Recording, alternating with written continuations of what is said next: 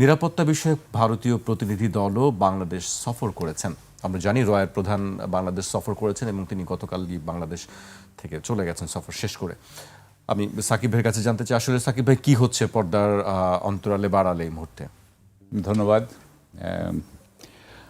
আমি আসলে শুরু করতে চাই একটু অন্য দিক থেকে। হ্যাঁ, শুরুটা করতে চাই যে আমরা ছোটবেলায় প্রথমে শুরু হয় কিন্তু বাবা মাকে বিশ্বাস করে।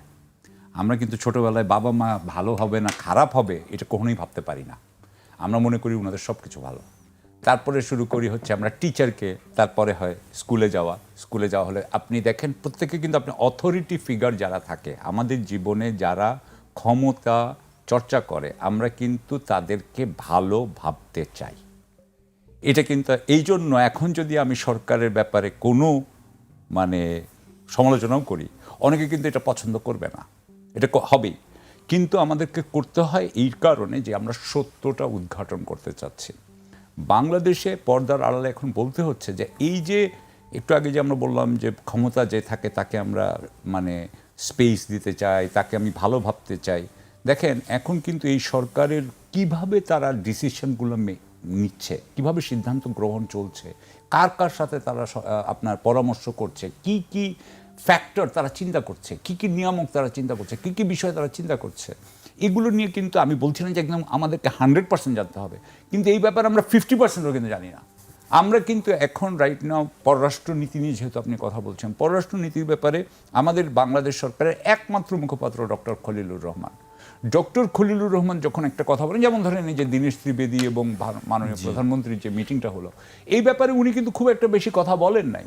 উনি বলেছেন প্রত্যর্পণের কথা, উনি বলেছেন হাদির কিলার যে এলেজ কিলার তার কথা, তাকে প্রত্যর্পণ করার কথা, ব্রিক্স নিয়ে, জি ব্রিক্স সম্মেলন নিয়ে কথা বলছেন, বিমস্টেকের নিয়ে বলেছেন যে বিমস্টেকে বোধহয় যেতে হবে, এটা নিয়ে বলেছেন। আরেকটা হচ্ছে ব্রিক্স নিয়ে বোধহয় বলেছেন, আরেকটা কথা হলো উনি নিয়ে বলেছেন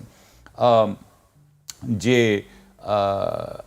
উনারা একটা পরিসর বৃদ্ধি করতে চাচ্ছেন বা এরকম একটা কোনো কথা বলেছেন। উনি কিন্তু খুব একটা বেশি এখানে কথা বলেন নাই, এবং উনি বলেছেন যে প্রধানমন্ত্রী চাচ্ছেন, বাংলাদেশের প্রধানমন্ত্রী চাচ্ছেন যে যাতে ভারত বাংলাদেশকে একটা পরিসর দেয়, একটা স্পেস দেয়, যাতে বাংলাদেশ তার সাথে সম্পর্কটা আস্তে আস্তে উন্নত করে নিতে পারে। এই তো বিষয়টা। কিন্তু এখানে আমরা যদি খালি এইটুকুই বলি, এখানে দেখেন সবচেয়ে বড় কথা কি, বড় কথা হচ্ছে আপনি যেটা বলবেন প্রত্যর্পণের বিষয় কি হবে। আমি যেটুকু বুঝি যে আপনি এখানে দেখেন যে একভাবে যখন বলছেন, খলিলুর রহমান সাহেব বলছেন যে উনারা নিতে চাচ্ছেন, ঠিক একই সময় দেখেন আরেকটা জিনিস দেখেন, এটার সাথে মিলে কিনা বলেন। দীনেশ ত্রিবেদী সাহেবকে যখন ওনারা অ্যাপয়েন্ট করলেন, ওনারা করলেন মন্ত্রী পর্যায়ের একজন ব্যক্তিকে, যেটা আপনার অনুষ্ঠানে আমরা বলেছি যে এটা একটা অত্যন্ত গুরুত্ব যে ভারত দিচ্ছে বাংলাদেশকে, সেটা কিন্তু এটাতে বোঝা যায়। সেই ত্রিবেদী সাহেবকে উনি 1 মাস 5 দিন বসিয়ে রেখেছেন পররাষ্ট্রমন্ত্রী। বলা যাবে না যে 1 মাস 5 দিন ধরেই কি উনি দেশের বাইরে ছিলেন, যে উনি হতে পারে না। তার মাঝখানে এসে উনি বসিয়ে রেখেছেন। তারপরে সার্জিও গোর আসলো, সার্জিও গোরের সাথে ওনার কিছু একটা কথা হলো, যেই প্রেস কনফারেন্সে ওনাকে খুবই ইরিটেবল দেখা গেল। হ্যাঁ, তার খুব একটা ভালো যায় নাই মিটিংটা। তারপরে কি করলেন, উনি যায় দীনেশ ত্রিবেদীর সাথে দেখা করলেন। তার 2-3 দিন পর, কয়েকদিন পরেই এখন প্রধানমন্ত্রীর সাথে দেখা হচ্ছে।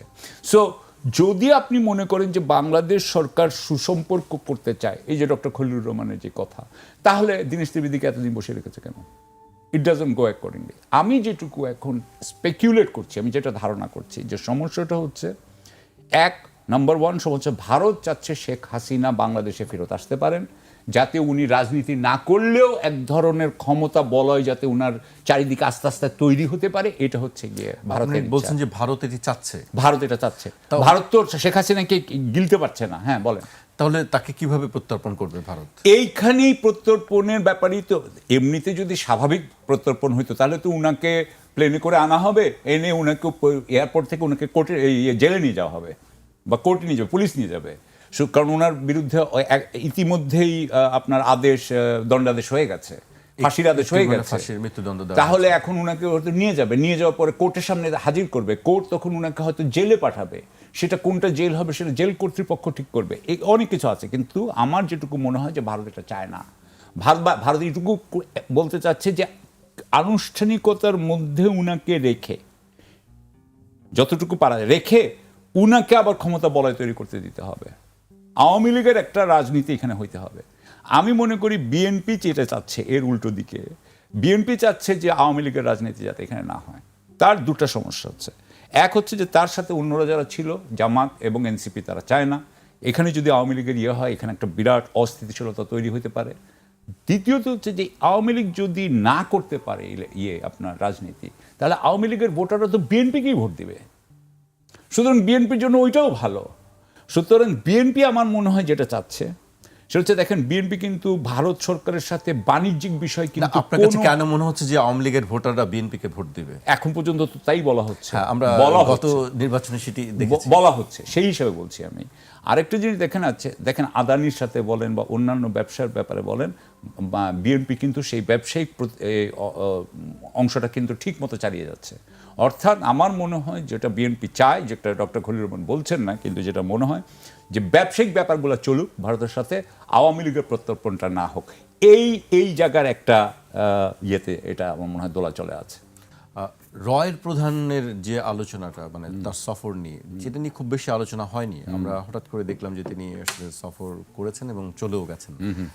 আপনার কাছে কি মনে হয় হঠাৎ এই সময় তার এই সফরটা কি কারণে? প্রথম কথা হচ্ছে যে বাংলাদেশ ভারত সম্পর্ক উনাদের কথা মতোই আমরা অন্যান্য অনেক সূত্র থেকে এটা জানতে পেরেছি যে ভারত বাংলাদেশ সম্পর্ক ভারতের পক্ষ থেকে এটা নিয়ন্ত্রণ করতে হচ্ছে প্রধানমন্ত্রীর কার্যালয় অর্থাৎ নরেন্দ্র মোদীর কার্যালয় এবং এটার ছিলেন তখন ন্যাশনাল সিকিউরিটি অ্যাডভাইজার হিসেবে অজিত দোভাল সাহেব। এটার ফুল দেখতেন। যখন 5ই আগস্ট এখান থেকে শেখ হাসিনা চলে যান, তারপরেই কিন্তু অজিত দোভাল ওনাকে রিসিভ করেন, অজিত দোভাল ওনাকে নিয়ে যান এবং অজিত দোভাল ওনার সাথে ডিব্রিফিং করেন। ডিব্রিফিং মানে হচ্ছে যে শেখ হাসিনা কি করেছেন সব কিছু উনি বলে দিয়েছেন। এবং আমাদের এক ভাই কয়েকদিন আগে বলছে যে বাংলাদেশের কোনো রাষ্ট্রীয় গোপনীয়তা যা গোপন তথ্য শেখ হাসিনা জানতেন সবই এখন ভারতের কাছে চলে গেছে বলে আপনি ধরে নিতে পারেন। এবং এতদিন পর্যন্ত এই 2 বছর ধরে এটা কিন্তু পিরিয়ডিক নিয়মিতভাবে এই আপনার সেশন বলি বা এই যে মিটিংগুলা এগুলা কিন্তু অজিত দোভাল করতেন। এই কয়েকদিন আগে অজিত দোভাল এটা চেঞ্জ করেছেন। অজিত দোভাল আর করবেন না, ওনার বয়স হয়েছে, আপনি জানেন বোধ উনি 85 ইয়ার্স ওল্ডের মতো, 80 আপ। এখন করবে হচ্ছে আইবির চিফ। আইবি মানে হচ্ছে ওদের ইন্টেলিজেন্স ব্যুরো। এগুলো হচ্ছে গিয়ে যেগুলো পররাষ্ট্র বিষয়ক গোয়েন্দা সংস্থা, এগুলো ভারতের। তো তাহলে আপনি বুঝতে পারছেন যে ভারতের এবং বাংলাদেশের সম্পর্ক এবং শেখ হাসিনার সম্পর্ক, এটার সাথে গোয়েন্দাটাই হচ্ছেন এটার প্রধান নিয়ন্ত্রক। গোয়েন্দারা যে প্রধানমন্ত্রীকে বলেন, প্রধানমন্ত্রী ভারতীয় প্রধানমন্ত্রীকে। সো সেই হিসাবে আমি বলতে চাই যে রয়ের প্রধানের ভিজিট আমার কাছে মনে হয় যে এটা কোনো অস্বাভাবিক কিছু না। আমার কাছে মনে হয় ওদের পক্ষ থেকে। আমাদের পক্ষ থেকে আমরা কেন এটা হোস্ট করলাম, আমাদের হোস্ট কে ছিল, এটা হোস্ট কি এনএসআই চিফ নাকি এটা ডিজিএফআই চিফ, আমরা জানি না। ধরেন এটা একটা সিম্পল কথা, কিন্তু একটা টেকনিক্যাল ইনফরমেশন, সেটাও আমরা জানি না।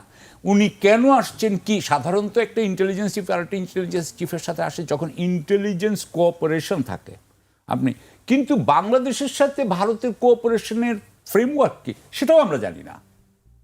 তাহলে কেন এগুলো হবে, আমরা এই স্ট্রাকচারটা বুঝতে পারছি না। যেমন ধরেন এক একটা দেশ আরেকটা দেশের পররাষ্ট্র সচিবরা অ্যানুয়াল কনসালটেশন করেন, সেটা একটা কাঠামো আছে, সেখানে কি হয় আমরা বুঝি, এখানে তো আমি বুঝতে পারছি না। সুতরাং আমার কাছে এই জিনিসটাও মনে হয় যে ওই যে আমার ভাই বলতেছেন যে রুবেল বলতেছে যে এটা এই ঢাকঢাক গুড়গুড়, ঠিক তাই। এবং আমি এখানে একটা কথা বলতে চাই, সেটা হচ্ছে যে আমার কাছে খুব ইন্টারেস্টিং লাগে, যেটা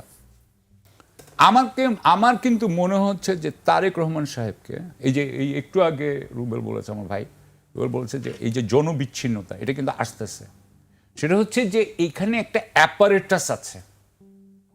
অ্যাপারেটাস এটা একটা বাংলা কি হবে অ্যাপারেটাস, একটা যন্ত্রের মতো। এই যন্ত্রের যারা কুশীলব, তারা তারেক রহমান সাহেবকে জনগণের সামনে আসতে দিচ্ছে না বলে আমি মনে করি। জনগণের সামনে আসলে উনি একটা প্রিপেয়ার্ড স্পিচ দিচ্ছেন, উনার সত্যিকার কথা, মনের কথা, আড্ডা মেরেই কথা, সেটা কিন্তু আমরা পাচ্ছি না। সুতরাং উনাকে একটা জায়গায় ওই পর্দার পিছনে রেখে দেওয়া হচ্ছে, একটা খুবই কৃত্রিম এক ধরনের অবস্থায় রেখে দেওয়া হচ্ছে। আমরা কিন্তু শেখ হাসিনাকে যতটুকু চিন্তা তারেক রহমানকে তার তুলনায় কিছুই চিনি না। এবং উনাকে রেখে এই অ্যাপারেটাস, যেটা কিন্তু আসলে জনগণের সাথে তার কোনো দায়বদ্ধতা নাই, তারাই কিন্তু এখানকার পুরা শাসনটাকে কন্ট্রোল করতেছে, পুরা শাসনটাকে তারা কন্ট্রোল করতেছে। যেমন ধরেন আমি আপনাকে একটা উদাহরণ দিই। শেখ হাসিনার সময় কিন্তু যারাই কুশীলভ ছিল তারা কি করতো, ব্যাংক থেকে আপনার ঋণ নিত, যে ঋণ তারা কখনো পরিশোধ করতো না। আপনি জানেন সেটা 6 লাখ কোটিতে এসে, ঠিক আছে। এখন তো আর এই ঋণ নিতে পারছে না এই কুশীলভরা। কুশীলভদেরকে বলা হচ্ছে যে অনেকেই নাকি অনেক পদ নাকি বিক্রি হয়ে যাচ্ছে বাংলাদেশ সরকারের।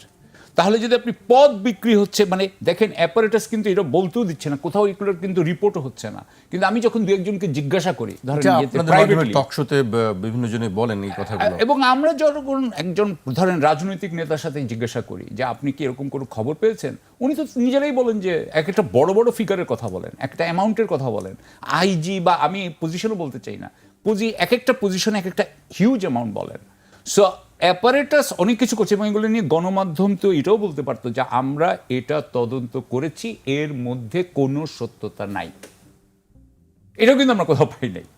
সুতরাং আমি যেটা বলতে চাচ্ছি যে অ্যাপারেটাস যেভাবে এই দেশটাকে চালাচ্ছে এক ধরনের নীরবে জুলুমের মতো চলছে।